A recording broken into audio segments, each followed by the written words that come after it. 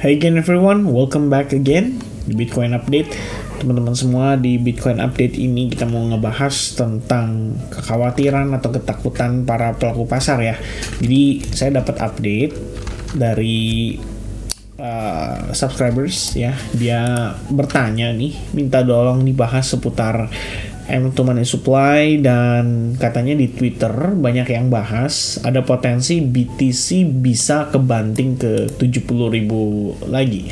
Ya, kita coba untuk bahas ya teman-teman sekalian dalam konteks di sini, apakah demikian $70.000 bisa kebanting sampai ke sana gitu kan. Jadi ini sebenarnya menurut saya lumayan menarik ya. Biasa lah ya kalau yang namanya market, begitu dia ada koreksi ya, ini baru pullback loh. Kita belum ngomongin flush out yang udah berkali-kali saya mention di video-video sebelumnya. Jadi menjaga FOMO meter ya, ini flush out adalah bla bla bla. Saya udah ngebahas di Twitter juga teman-teman sekalian soal flush out ya. Banyak orang bilang katanya nebar fat dan bla bla bla gitu. Sebenarnya bukannya malah jadi bear market ya. Kalau 70.000 sih sejujurnya menurut saya ini painful banget ya. Tapi gini guys, kalau kita lihat on the daily perspektif aja, ini overall drawdown dari atas ke bawah baru mencapai sekitar 8,21%. Belum flush out ya. Flush out yang saya bilang sama teman-teman dalam beberapa hari terakhir itu belum akan terjadi itu loh ya. Maksudnya bukan belum akan terjadi, gini. Saya ralat bahasanya ya teman-teman. Kita tidak mengharapkan itu terjadi, tapi kita perlu mengantisipasi guna menghindari kekhawatiran dan panic attack lah ketika kamu mampir ke market, tiba-tiba ngelihat market ya, terutama crypto alts ya gitu ya, pada kebanting jauh semua. Sampai akhirnya teman-teman ngelihat, waduh ya ini kripto nggak jadi buruan nih ya, kripto scam dan bla bla bla ya. Akhirnya terulang lagi dan seterusnya.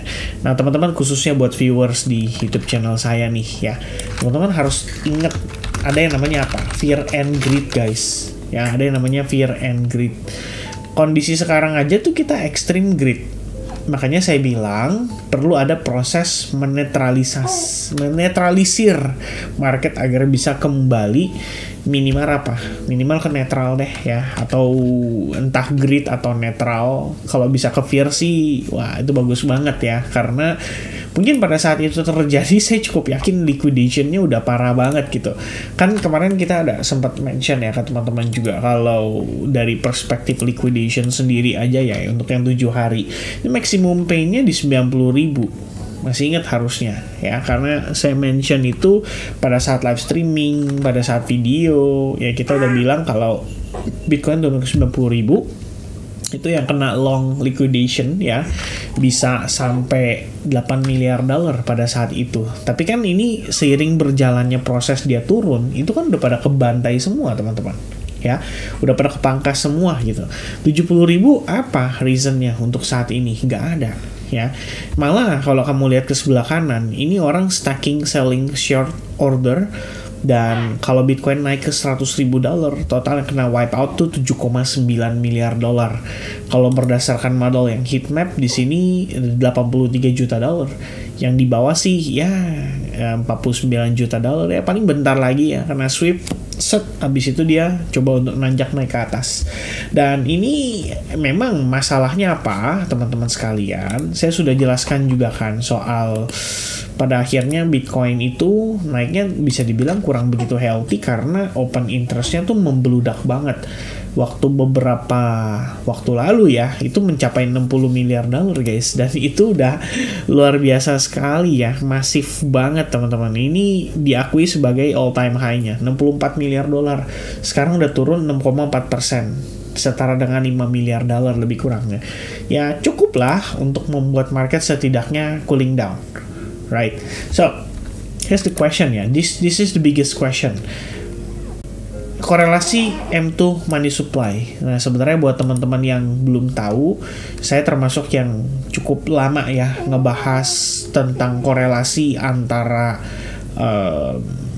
fundamental makroekonomi dengan market crypto. termasuk ya Bitcoin udah pasti salah satunya. Jadi kalau ditanya nih korelasinya apa nih dengan Bitcoin ya, si M2 money supply itu. Waktu saya bahas di 17 Juli, saya udah bilang sama teman-teman. Sebenarnya udah jauh sebelum itu saya udah pernah bahas. Perhatiin US M2 money supply karena posisinya sudah mulai mencoba untuk mulai reversal. Ya, saya ingat ada satu orang mention di YouTube channel saya ya, dia bilang katanya naik dari mana gitu kan US M2 money supply. Guys, kalau sudah naik, ya kita semua artinya sudah tahu nih, dia sudah naik gitu kan. Tapi pada saat itu saya mention, memang dia baru menunjukkan indikasi reversal. Ya, salah satu faktornya apa teman-teman sekalian? Pasti tahu dong, suku bunga ya kan, perkiraan pemangkasan suku bunga. Itu menjadi salah satu faktor juga yang membuat market itu bisa dibilang mengetahui clue kalau The Fed itu hendaknya akan menambahkan likuiditas di pasar. Selain itu kan juga ada yang namanya RRP atau reverse repo. Reverse repo juga secara tren sudah bagus sekali. Jadi kalau kita cek di sini ya secara tren udah oke banget gitu ya. Ini terakhir kali saya mentioning soal itu udah lama dan kalau kalian lihat semuanya on track. I mean ya kamu bisa antisipasi itu dengan cara mengetahui ya secara cycle-cycle sebelumnya. Jadi setiap kali penutupan kuartal 1, kuartal 2, kuartal 3, kuartal 4 itu cenderung naik dulu dan menjelang akhir bulan biasanya cenderung naik dulu. Tapi kan overall idenya adalah angkanya terus turun. Itu artinya kan likuiditas terus masuk ke market. Nah, timbul pertanyaan terbesar kalau misalkan ditanyakan ya antara US M2 money supply korelasinya gimana? Well, I believe korelasinya positif gitu. Dan kita bisa lihat ya, ini kondisi nih ya US M2 money supply. Kapan tuh dia mulai istilahnya mendongak atau rebound. Nah, per dia naik ini teman-teman ini yang memberikan juga momentum Bitcoin untuk rally. Dan sekarang saya nggak ngeliat angka itu akan turun. Dan sejauh ini berdasarkan segala data, informasi yang saya kumpulkan dari segi faktor fundamental secara makro, belum ada tuh yang namanya indikasi kalau The Fed akan pivot balik jadi hawkish. Atau misalkan mereka ngomong mereka udah berhenti ya memangkas suku bunga dan akan cenderung naikin suku bunga. Belum ada obrolan ke arah sana teman-teman sekalian. Memang kalau kita lihat dari CME update terbaru ya, kita bisa katakan kalau mungkin market percaya bisa 50-50 pada pertemuan Desember nanti. 50-50 itu dalam artian tadinya kan pede nih mau pangkas suku bunga, tiba-tiba jadi 50-50. Kenapa jadi galau? Ya karena kan sebenarnya statementnya Jerome Powell ya semingguan lalu kayaknya teman-teman yang saya bilang duet bad and good news. Satu, Gary Gensler memutuskan untuk resign, kelihatannya ya waktu itu belum confirm soalnya kan, tapi at the same time si Jerome Powell memberhentikan pesta rally, itu yang saya tulis di kolom judulnya gitu. Ya memang sih setelah itu masih naik gitu, jadi ya saya bisa bilang kalau ya efeknya lagging mungkin ya, dan udah dekat-dekat dengan pengambilan keputusan suku bunga dalam 21 hari lagi mungkin nanti baru semakin hot lagi teman-teman sekalian. Nah jadi ya M2 money supply gimana ya, korelasinya positif. Belum ada indikasi mereka akan pivoting ke hawkish juga dengan mereka bilang oke, kita mau naikin suku bunga ya, kita nggak mau pertahankan suku bunga di level tertentu atau mau pangkas suku bunga lagi, tapi kita akan melakukan meningkatkan atau naikin suku bunga lagi. Kayaknya itu nggak mungkin untuk terjadi untuk saat ini. Nah, yang harusnya diperhatikan adalah Thanksgiving dan Black Friday. Ya, technically ini yang sebenarnya menjadi concern. Ya, langsung keluar tuh Investopedia ya 2 hours ago. Is the stock market open on Thanksgiving and Black Friday? Ya, ini memang lagi hot teman-teman sekalian. Dan kalau kamu ngambil acuannya itu, kita bisa lihat korelasinya, bukan korelasi lah ya, kita lihat kondisinya pada saat 2020. Ya, karena satu teman-teman sekalian ya, sama-sama The Fed lagi dalam keadaan, kalau pada saat itu sih The Fed lagi QE, itu satu. Yang kedua teman-teman sekalian, November ya, sama-sama pas momen Thanksgiving dan Black Friday, tepat tuh waktunya ya. Dan lalu sama-sama lagi tahunnya halving plus tahunnya pemilu juga, jadi ini paling deket nih, paling sama nih kondisinya. Dan ya seperti yang terlihat sama juga pergerakannya percis Oke, artinya apa? Bitcoin naik dulu sekitar 93%, kemudian di puncak dari kenaikan itu Bitcoin mengalami koreksi, terjadi drawdown sekitar lebih kurangnya 17% tuh dari atas ke bawah. Ya, lebih kurangnya 17,4%. Dia drop $3.400. Tapi hanya butuh waktu beberapa hari aja dan dia udah bisa recovery lagi. Naik bahkan melewati high point sebelumnya. Setelah itu disambut dengan konsolidasi sesaat selama 10 hari, baru kemudian rally lagi. Itu setelah lewat Desember. Nah, ini kalau kita lihat, andaikan ya teman-teman, worst case scenario deh, kita samakan kondisinya dengan 2020. Dari atas kita kena drawdown 17%, maka mentok-mentok 81.000 tuh. Ya, kenapa bisa sampai 70.000? Jujur saya bingung ya. Kalau 70.000 itu berarti drawdownnya lebih kurangnya 30%, teman-teman sekalian. Dan kalau kita berkaca pada situasi ya di cycle bull sebelumnya, ya memang ada sih kondisi di mana kita mengalami drawdown sampai 30%. Itu terjadi pada saat waktu itu ya di Januari ketemu dengan Februari, mengalami drawdown sampai dengan 30%. Lalu di sini juga sama 26% dan terakhir di sini 17% sebelum akhirnya dia reversal. Ya, nah di sini baru sedikit ya, ibaratnya di sini baru 16%-an teman-teman sekalian. Jadi kalau misalkan ada yang bilang sampai bahkan drawdownnya bisa sampai 60% ya, atau sampai $70.000, well I believe ya bisa tepat bisa tidak ya. Cuman satu yang saya tahu sejauh ini, kalau kita lihat dari segi ETF, demand-nya kan masih steady ya, terutama BlackRock ya, Larry Fink di sini masih belanja teman-teman. Kalau kita lihat 14-15 November ya, bukan borong ya, mereka buang barang. Larry Fink masih belanja ya kan. Kemarin juga sama, mereka panic selling di sini. Total outflow $435 juta, tapi BlackRock masih belanja. Jadi ya saya juga bingung ya. Tapi kalau menurut saya dengan lihat kondisi kayak gitu, itu artinya demand itu masih ada di market dan masih terus bisa memberikan impact yang relatif positif ya untuk perkembangan dan pertumbuhan daripada harga Bitcoin itu sendiri. Jadi kalau sampai Bitcoin 70.000, waduh, saya rasa market ya client institution udah pasti FOMO berat itu. Ya, masalahnya gini teman-teman sekalian. Kalau saya mau menambahkan ya, ibaratnya sampai dengan momen saat ini, sampai dengan detik ini, kita belum lihat tuh ada yang namanya indikasi-indikasi market bisa mengalami reversal dalam konteks dari segi makro, mungkin resiko geopolitical tension, tapi menurut saya itu sementara. Biasanya tembak rudal turun sebentar, habis itu ntar dia recovery pelan-pelan, bukan pelan-pelan lagi, tapi cepet teman-teman.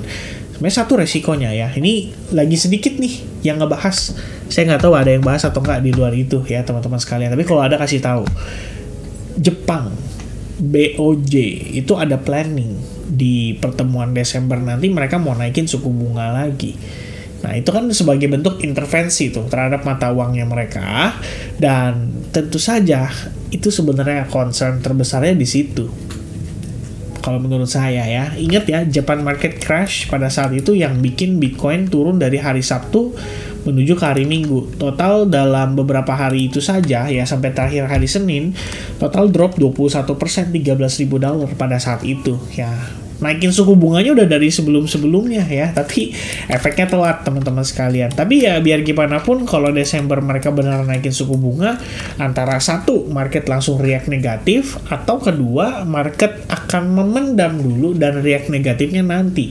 Mungkin bisa jadi akhir Desember atau malah di Januari awal. Sebelum nanti kita ngeliat dia baru pelan-pelan naik lagi. Ya kan tadi udah saya tarik balik tuh ke November 2020. Kamu lihat sendiri, market tuh ada koreksi dulu sebelum akhirnya dia rebound lagi. Dan sekarang banget kalau memang kita ngelihat dia harus koreksi dulu, ya sudah. Ya, kita mengantisipasi, kita juga sudah berbicara soal hal itu dalam beberapa hari terakhir, soal flush out ya. Saya selalu remind teman-teman supaya lebih berhati-hati di dalam pengambilan keputusan, terutama buat yang trading di futures market tuh harus lebih hati-hati ya, karena biasanya mereka FOMO gitu kan, ngeliat market rally, mereka FOMO pengen buru-buru masuk. Nah itu kan ya, I believe the biggest concern yang saya perhatikan adalah mereka-mereka ini bisa jadi korban-korban likuidasi pada saat market sampai harus mengalami kondisi yang tadi saya sampaikan. Alright, so ini adalah pullback yang simple ya, yang sederhana sekali. Biar gimana pun guys, Bitcoin itu naik dari bawah ya. Terakhir itu di tanggal 4 November sampai sekarang tertingginya itu di kisaran 99 ribuan something ya. Ini untuk chart yang Binance punya teman-teman. Total kenaikan 49,24% dalam waktu hanya 18 hari, sekitar 32.800. Terus dia koreksi baru segini. Terus kamu mengharapkan tiba-tiba sampai 70.000 ya, katanya di Twitter lagi rame gitu, Twitter lagi banyak yang bahas. Ya sudah ya, di Twitter itu kan. Kalau di sini gimana ya, kita coba untuk lebih percaya dengan informasi dan data yang kita punya. Utamanya sebenarnya dari sisi makro teman-teman sekalian, itu sangat-sangat penting sebetulnya untuk diperhatikan. Dan di sisi lain memang Bitcoin, saya sudah bilang dalam beberapa hari terakhir ya, sudah terlalu overdue ya. Overdue itu artinya udah terlalu telat untuk namanya dia pullback atau retracement. Harusnya terjadi dari minggu lalu supaya ya nggak terkesan serem gitu kan. Sekarang dia turun sedikit ya. Ini minggu lalu harga 91.000 tanggal 20 November. Orang masih happy. Tepat seminggu lalu loh. Tiba-tiba seminggu yang sekarang nih di harga yang sama, kenapa orang tiba-tiba langsung jadi fear gitu kan, short lah, long short lah, dan ya pokoknya segala macam bahasa dump, long short segala macam tuh keluar teman-teman. Dan ini kan yang kadang-kadang bikin saya jadi bingung ya, kayak wow, oke ya, ternyata emosional manusia itu sangat mudah sekali ya untuk dimainkan. Harga yang sama tapi beda candlesticknya aja bisa bikin orang panik gitu loh. Dan sekarang sudah terasa ya vibes-nya teman-teman. Tapi sebenarnya kalau buat saya anggap ini sebagai deep up untuk apa ya teman-teman? Deep ya untuk melakukan reakumulasi. Kalau kamu memang punya cash, udah standby, this is the time guys ya. Kita udah lihat Bitcoin having a correction 8%. Odds-nya masih biasa. Cuma nanti at some point kalau misalkan mereka memang sampai terkoreksi lebih dari 20%, nah itu kesempatannya tuh teman-teman buat coba untuk manfaatkan selagi dia belum jauh banget rally-nya. Kira-kira begitu. Jadi untuk Bitcoin gimana nih Tin? Ya sekarang kita baru dapat fase pullback-nya. Struktur time frame kecil juga so far masih bearish gitu kan. Ya udah diikutin aja teman-teman ya. Kamu lihat aja bagaimana progresnya di lower time frame. Kalau misalkan memang dia terus-terusan creating lower low, ya udah berarti memang belum beres gitu. Dan sampai mana sejauh mana dia bisa turun, saya perhatiin di EMA 21 tuh ada di 88.800. Di situ ada confluence juga memang dengan dia punya area support resistance di bawah sini gitu ya. Jadi saya berpikir kalau memang Bitcoin bisa ketahan di situ akan baik sekali atau akan bagus sekali ya. Karena kita butuh pijakan juga kan supaya dia bisa mantul lebih tinggi. Ya, pijakan itu harus dicari teman-teman dan harus diciptakan oleh para whales-nya. Ya, kira-kira begitu.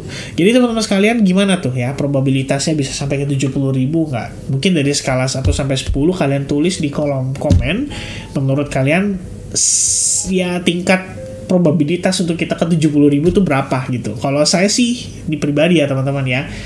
Kalau saya sih ya mungkin 2 atau 3 ya, itu kecil banget probabilitasnya di bawah 50%. Kenapa saya katakan kayak gitu? Ya karena sejauh ini pegangan saya ya ini ya dari segi makro juga gitu loh. Saya percaya kalau dari makronya dia belum ada tanda-tanda pivoting apa gitu kan yang membuat market harus mengalami bantingan separah itu. Even rudal dari Iran Israel aja nggak bikin market turun sejauh itu. Terakhir kali itu kita dapetin kondisi serupa itu 10% doang teman-teman pada saat sekitaran awal bulan Mei.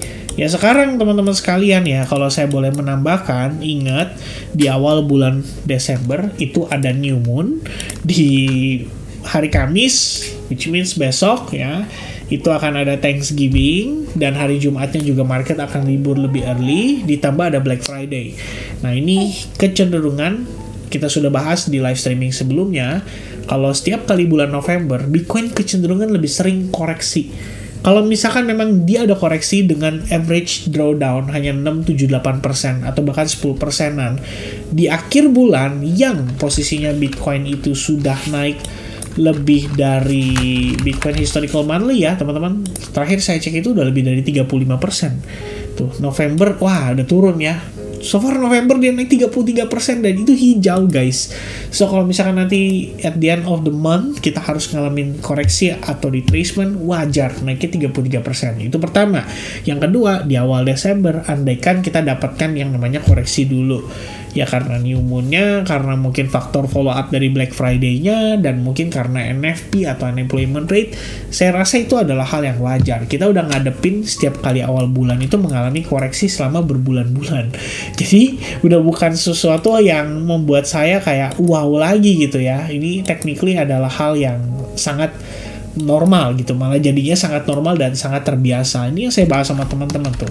Awal bulan selalu koreksi. Ya udah dekat-dekat akhir bulan ya udah kita paling tinggal ngelihat dia koreksi dulu ya kan. Habis itu baru nanti ya sampai awal Desember koreksi, mungkin dia mentok-mentok di sini ya.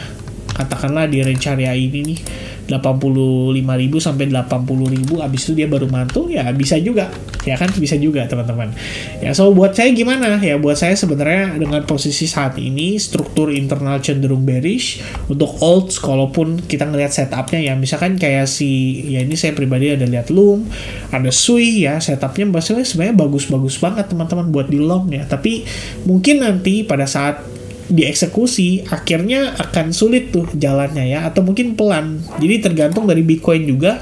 Kalau Bitcoinnya udah nemuin titik di mana dia udah mulai jenuh dari penurunannya dan tiba-tiba dia rebound, wah itu happy banget ya. Saya rasa altsnya akan 2 kali lipat lebih signifikan gitu. Kenapa saya katakan itu? Karena kalau kamu perhatiin Bitcoin dominance ini secara struktur lagi bearish. Mudah-mudahan aja bisa diterusin ya.